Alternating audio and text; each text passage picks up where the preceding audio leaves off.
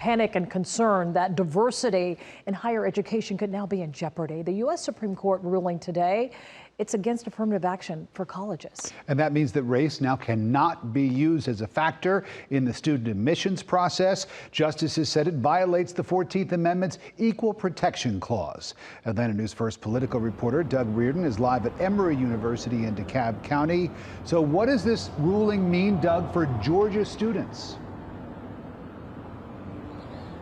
Good evening. Well, it could mean less diversity. Even one professor here at Emory University in Decatur told me that there are metrics that measured the fact that these types of policies were working to diversify college campuses. Even Emory here welcomed a record number of black students in their 2025 class. But the concern now for so many administrators and students of color is loss of opportunity. It's kind of a slap in the face to students, especially students of color.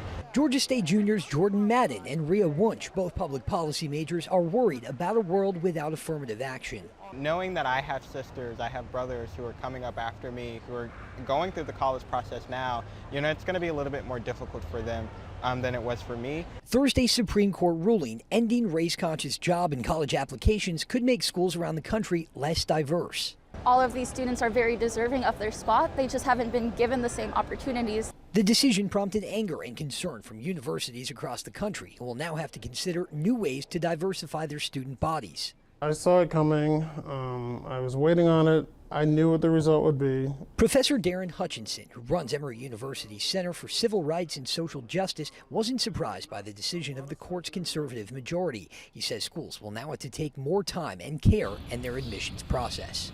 Interviewing students, talking to them, focusing less on test scores and more on high school GPA. Affirmative action survived challenges in the past, as recently as 2016, but Students for Fair Admissions, the group behind the successful lawsuits, said they're ready to defend Thursday's ruling. We remain vigilant and intend to initiate litigation should universities defiantly flout this clear ruling.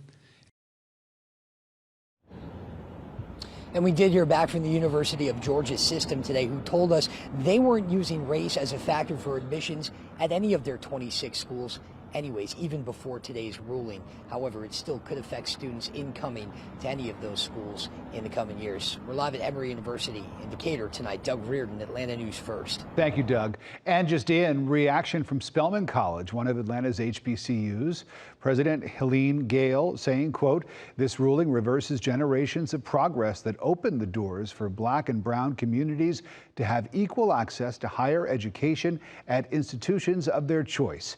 It also goes against the growing diversity of our nation," she said, and the importance of diversity for our democracy.